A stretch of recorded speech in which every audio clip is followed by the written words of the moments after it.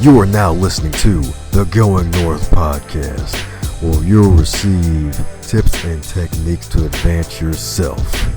I'm your host, Dom Brightman, and every week we're going to be hearing from an author who's going to share their expertise to help you charge forward in life. On a quick side note, be sure to check out Going North the book. It's available in ebook, audio, as well as paperback form for those who love to read a traditional book.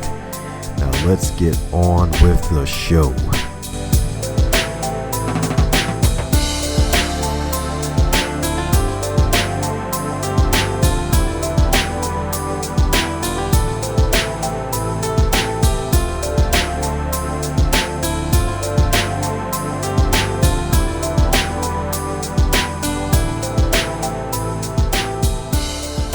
And today on the Going North podcast, we have, you guessed it, another author, but not just any author. We have a doctor in his house.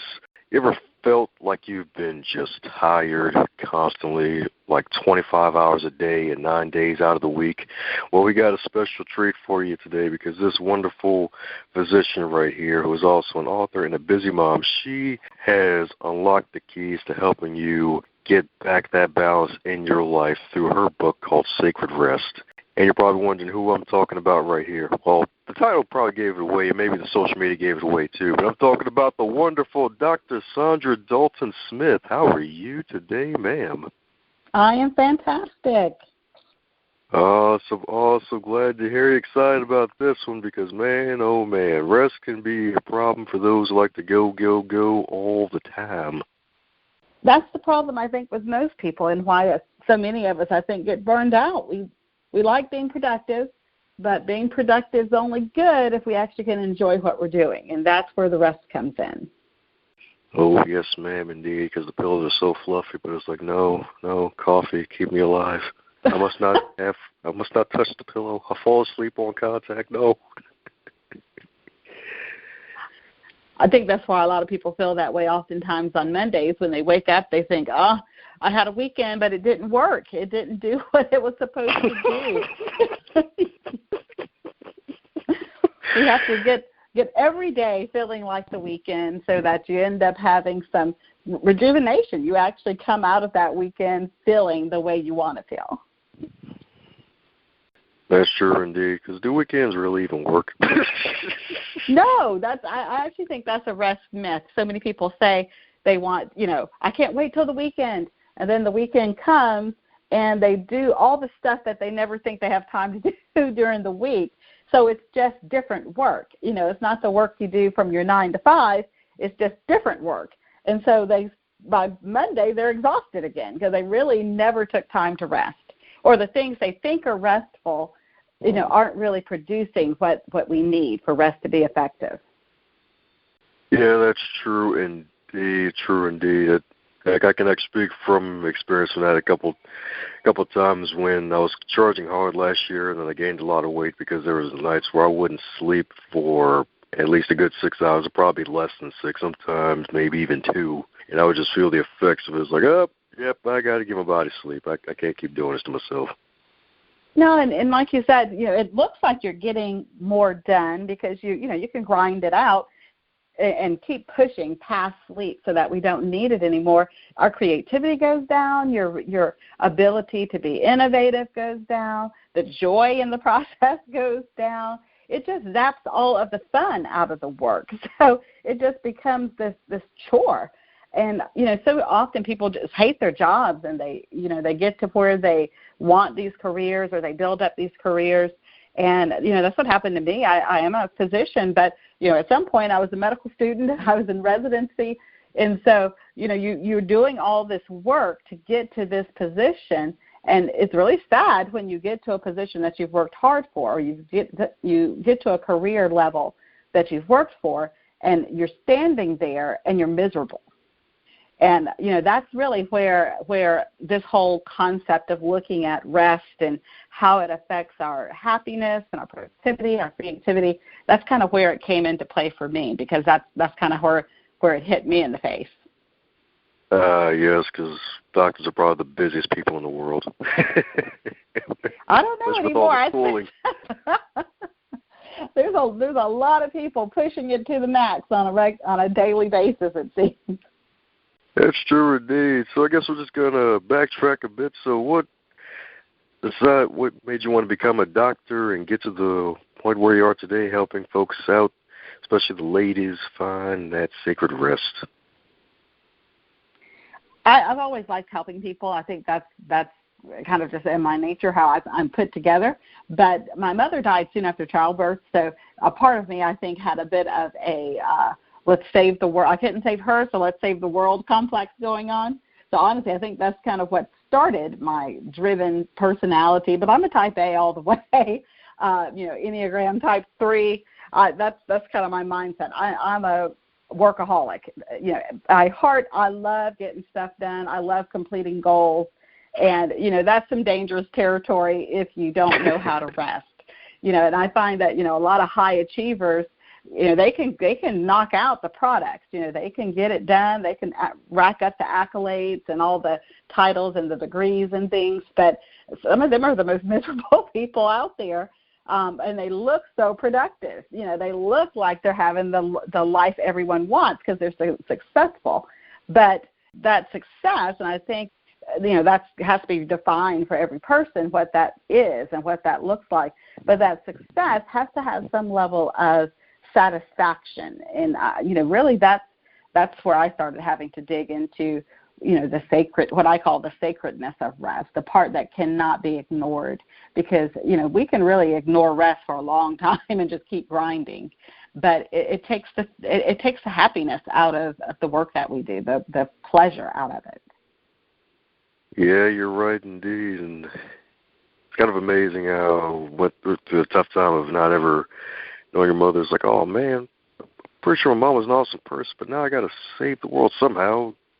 And it's kind of amazing how you created this life for yourself and realizing that creating all of this success comes at a price, and I got to find a way to pay that price appropriately. That's such a good way to put it. I look at it as if all of us have gifts, and our gifts come out of our joys and our pain. And, it's part of our responsibility kind of to the universe, so to speak, to the world, to others, to give back everything, our pain, our joys, to give it all back into what we produce. And, that can be some scary territory if you have any kind of issues with, insecurities, inferiority, shame, vulnerability, those kind of, issues. But that's the core of really, to me, being successful is when you're able to pour back out of everything that you have inside of you. Kind of like this podcast, right? Pretty much, yeah. You give it back. Give it all away. Give it all back. Because then it's not sitting there making you more toxic. You can use it for a better good.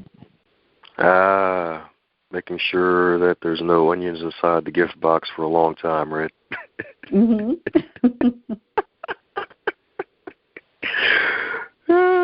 And again, that's kind of a bad practical joke.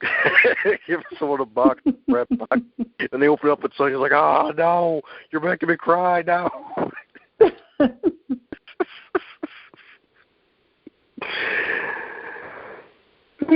man. Well, coming down to the sacred rest and chasing down the success and all the titles, what really made you want to actually put this book out? Because this is something that the world needs, and like we've probably said a couple times before, a lot of the world ignores, especially for type A's. I'm not a type A, but I'm still a workaholic. I like to work myself silly. So what really led you to actually get to that point where you realized that, hey, I needed to give myself this rest? Well, I burned completely out. I got to the point where I was, literally on the floor, just at the end of my rope, at the end of myself.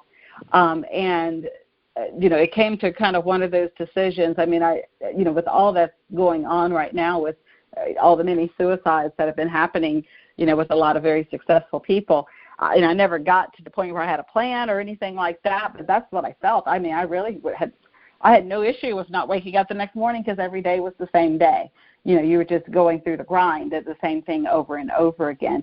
And I think that's part of the reason that this is so personal, I guess, for me, and why I feel like it's such an important topic, because when we get to that point where we're at the end of ourselves and we no longer feel that our talents are needed in the world, so to speak, or that the pain that we experience with even producing makes it so that it doesn't feel like a good trade-off, that gets to be a desperate place.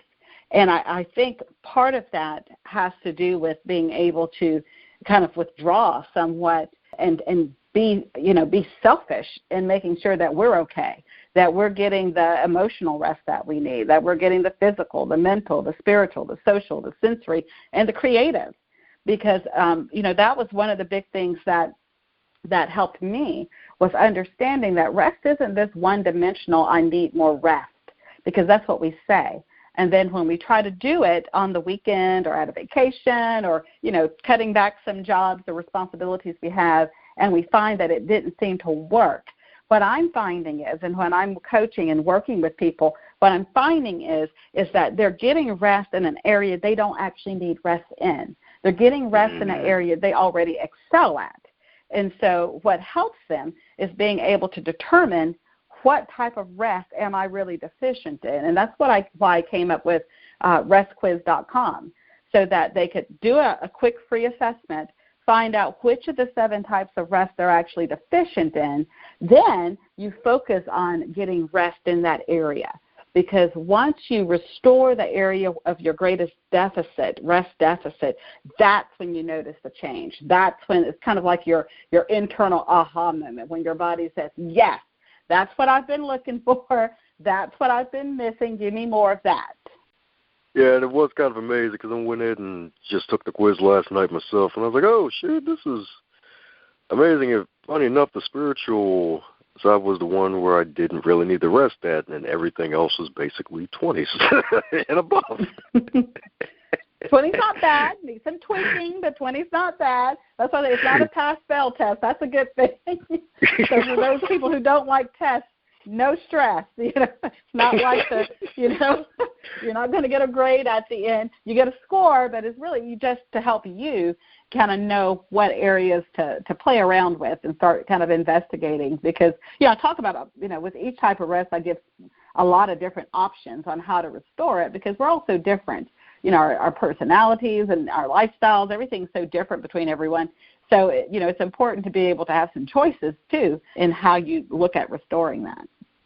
Yeah, that's very true indeed, and it's really important that you actually drill down and actually put it down to different sections and different parts, because it's like you may think a good 10 hours of sleep will do you some good.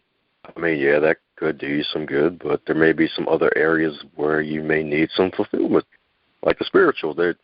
It's like a big thing nowadays, but at the same time, it may not be big within the actual person when they're by themselves. Yeah, and that's the thing. We have so many different views and spiritual views, and of course I have my own, and I talk about that in the book. But what I try to help people see is that sometimes you just have to start somewhere. It's not really about picking. When you're getting started, if the spiritual is something that you don't even relate to, you're like, I don't see any point in that. But that's the one you got like a 30 on. Then, just start somewhere with it. Because the thing is, to ignore it won't make it go away. If this is an area where you rank low in, then just ignoring it's not going to make it go away. No different than people who say, well, I'm not a creative. I'm not artistic. I'm not a musician or whatever, so I don't need creative rest. Well, creative rest is nothing about you producing art. It's about it's fulfillment that comes from it. It's the experience of allowing yourself that beauty and awe to liberate something inside of you, to liberate wonder and to energize you. So people who don't see that as something that's important to them, it doesn't change what your body needs. Just like it does, just because you don't know that you have potassium in your body or magnesium doesn't change that your body still needs it. And if it's at a low level, your body's going to malfunction. That's true, and then you'll probably get the Charlie horse from hell when you're working out. You'd be like, That's right. no. That's exactly right. You're gonna get shut down until you fix the problem. So it works the same biochemically as it does metaphorically with these other areas. So true indeed. So true indeed. So for those who are really looking to get the courage to finally write their book, and they've gotten their sacred rest and they just got inspired to write their book, what advice would you give to them? Don't let anyone tell you if you're a writer. This whole thing about authorships, sometimes there's lots of gatekeepers. If you attempt to write a book and get it published by a big publisher like Hachette or Random House and one of these, don't let anyone tell you if you're a writer. You have to first kind of solidify in your mind who you are and what gifts are inside of you. Your gifts are what's in you, and then your talents, what you hone. And so first, if you identify your gifting as communication, whether that's writing or speaking or whatever, take that and know that to be fact, and then start honing the talent. Because I think what sometimes we do is we know we have a gift for something, and then we put it out there for, like, let's say a literary agent, or send it to a publishing house, and they write back something like not strong enough or, whatever. And so the tendency is to say, well, I must not have a gift in that.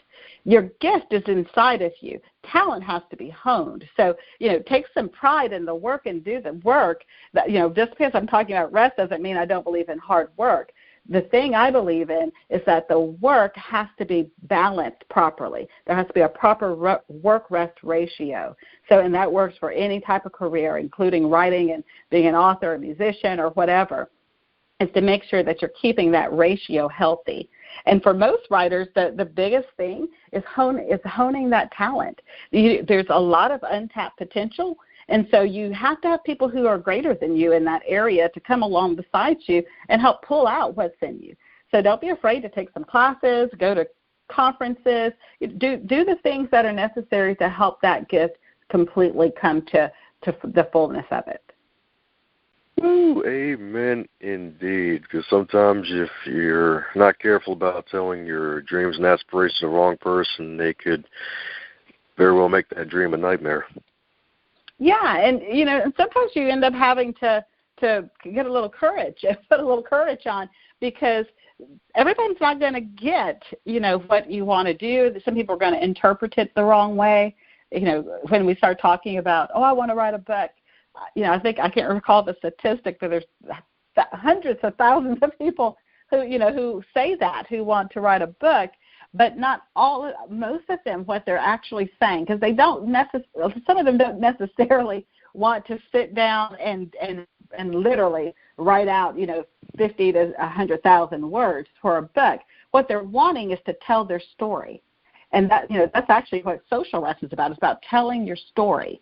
And so we have to kind of have a bigger view of what that looks like. With podcasting, what an awesome way to be able to tell your story to thousands of people, with one show, one download. So we have to look a little bit broader, because a gift of communication can be very broad. It doesn't necessarily mean that gifting is just for writing or just for speaking. You have to kind of allow your own personality and to come out into that on what feels more comfortable to you. You might do both. You might write and speak, but be open. Be open to allowing yourself to kind of to really look at the gift from all angles, and then go from there. Yeah, that's true indeed. The gift from all angles. I like that, because the book itself, it's really just more than a book. There could be an audiobook to reach those who may be blind or don't like to read. Then there could be the journal for those who want to go deeper. It's really just one product that can just branch out into many others. Absolutely, and that's actually what I did. There's, as you mentioned, there's the audio and there's the ebook and the hard copy. Then there's an audio book. I actually took the book and then I broke that down into 12 video series sessions, and I uploaded a video course on Udemy where someone who wants to kind of go deeper and to have me kind of coach them. I can't I can't be everybody's doctor. That's what I hear people email me. I wish you lived in wherever so you could be my doctor. No, I can't do that. Then I won't rest. So I went ahead and I did a video series so that someone, who wants that kind of in-depth coaching and teaching can have it without me having to sacrifice my time in a way that becomes, detrimental to my own health. And then I also did, for people who are more of a spiritual aspect, a biblical type study guide, people who want that type of approach, not so much the scientific,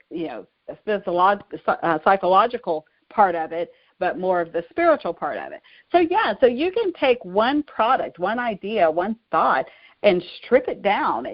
That's kind of what I did in the book with rest. I took one idea and stripped it down because, the truth of the matter is everything has been discussed in some way, form, or another. But that doesn't mean you don't have a fresh insight on it. A lot of times what we need at this point isn't for you to necessarily pull something out of thin air that has never been discussed. Go deep with it. Because oftentimes the first approach was a shallow approach because the first person who introduces something to us gets our feet wet.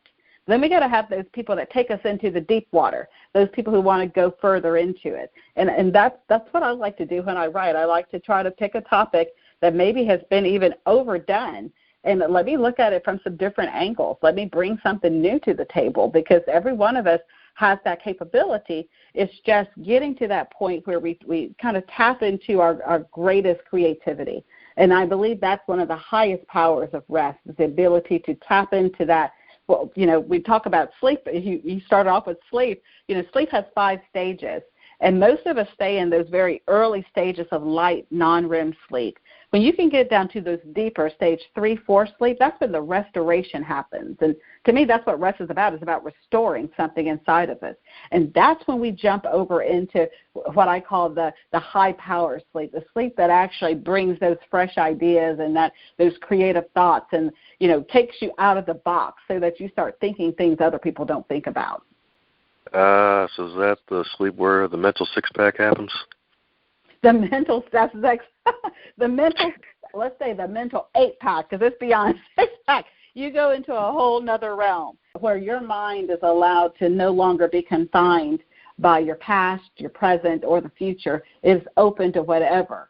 And that's when some awesome ideas come in. Woo! Fabulous indeed. The power of sleep in all sorts of ways and going deeper. So that would inspire the cover to appear in the water? Just going That's deeper? That's a publisher's decision. But okay. let's just be honest about that one. That's a publisher. I love it, but that's a publisher decision. That's so one thing about if they're going to pay you the big bucks to write it, they get a lot of leeway in things like what the cover looks like. So you get some input because we went through like 4 or 5 rounds, but then eventually you got to find one that you both can agree on. And that's, honestly, when I talk to you about writing, that's one of the things I say, if you want full control, you better self-publish that baby because otherwise, they're experts. And so and they're paying the bill. So you have to give them a little leeway in some of these things. But, yeah, that was a publisher's decision. I had a little bit of a different image, but I do like the pier. I think it's symbolic of just kind of getting out, like you said, getting out in the deep water. A lot of people end up dangling their feet off the edge, and that's a place to start. But honestly, when I look at that now, what I want people to do is to jump in and float. Jump in and float and trust that rest can support you. Because just like that water has the buoyancy that can support you, that's what rest does. It allows your body to kind of come to that steady, still state, that peaceful state. You'll notice there's nothing around it. It doesn't show you images of trees or anything like that. There's nothing around it because we need that kind of white space in our life and our minds so that we can just be. And then allow that sacredness of that moment of the stillness, the quiet, the energy that comes from the creative, all of that to pour back into us. Beautiful indeed. So is there going to be an alternate cover version where it's like you sleeping in the pulpit? No. this sacred rest right here, but the church, it's a sacred. We went through a lot of cover designs, that's for sure. We've just lots of cover designs. Everything from flowers to beach scenes to it was interesting. This is my third book, and so every one of them, that's always an issue. I don't think that's ever, unless you self-publish, that's always because you kind of have a vision in your head, but it's for me, I had an image of what I wanted, but it wasn't like really solid. So I was open to some suggestions, and so when they start suggesting, it's just like what you hate, but you can't necessarily articulate what you love. So it was interesting. Oh man. Speaking of book covers, I'm pretty sure there are some other books, including the Bible, that have really inspired you to be who you are today. Mind sharing a title or two? Yeah, so one of my favorite books is called Hind's Feet on High Places, and it's about the journey, just the journey of life, of going from, not to give the story away, but it starts off with a character called, it's an allegory, but it starts off with a character called Much Afraid. And at the end of the story, she gets a new name because at the end of her journey, which is the story, she changes. She's not afraid anymore. She kind of overcomes a lot of those fears. And I think I related to that story just a lot in my life. And it helped me to see that where I start is not where I end. And I don't have to be attached to any kind of label that I started off with. All of it falls off in the journey. And we have to be willing to let it fall off in the journey. And I think that for me was just a powerful allegory because, we all have our baggage we come into the world with. You don't get to pick your family and those kind of things. How your living situation growing up, your circumstances, a lot of that stuff you don't have any control over, but it influences you. And it sometimes attaches stuff to you mentally and emotionally that needs to fall off, that needs to no longer be attached to you. And I just love that. The Bible, like you said, I love so many of the stories in there, and that's a huge part of who I am. And then another one that was just really impactful for me was one by T.D. Jakes called Reposition Yourself. And it came during a time when I felt stuck. I had, done all this stuff to get to be a doctor, and I was in this particular office that I was working in, and I felt stuck. And I think honestly, just the title, because the book was good, but I think just the mindset that I can reposition myself, like wherever I'm at, I don't have to stay there, that I can move to another level, and the choice is mine. I choose if I move to the next level. It's not something someone else does for me, that I have to have the courage and the mindset that a upgrade, so to speak, is possible. And so those are three that just really spoke to me. And like I said, I think it's because they challenged me. They challenged me to let go of pain. They challenged me to not be afraid of people. They challenged me to stop being a people pleaser and to go after the things I want without fear or without shame, to be vulnerable and to speak my truth. It just challenged me on so many areas. And all of those things were necessary to do what I do now. I wouldn't be able to do what I do now had I not gone through those journeys. That's true, and to be able to set free to live free, right? Yes, that was my first book, Set Free to Live Free, and that's where a lot of that came from. It's just teaching people, my journey, the 7 lies women tell themselves, things about perfection is the goal. That's a big lie. I would.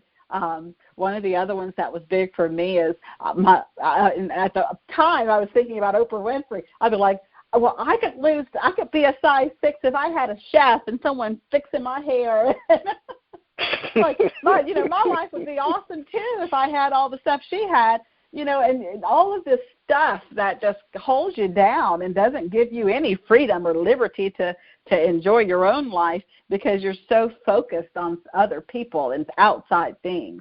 That limitations are actually that all these limits from your past are keeping you down. And I think those were that first book really probably was more for me than anybody else because in the writing of it, it brought to light, the lies I had believed. And then I had to process them. And then as I processed them, then I was able to get free from them. Beautiful indeed. And it's kind of, I'm pretty sure, I feel like almost every author kind of writes at least one book for themselves, I feel like.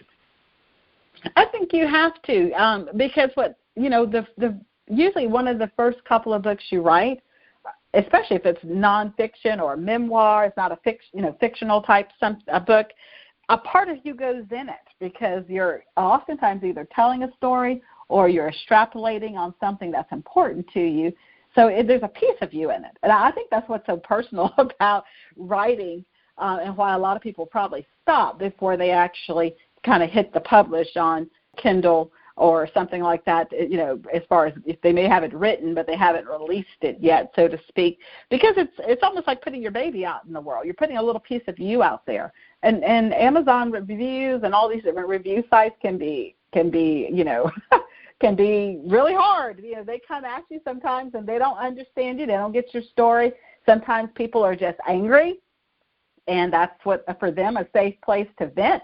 So they vent all over your baby. And so, you've got to be okay with that. You've got to be able to not go on that one-star review and, rip them a new one. You've got to be able to keep your act together and not allow that to affect you.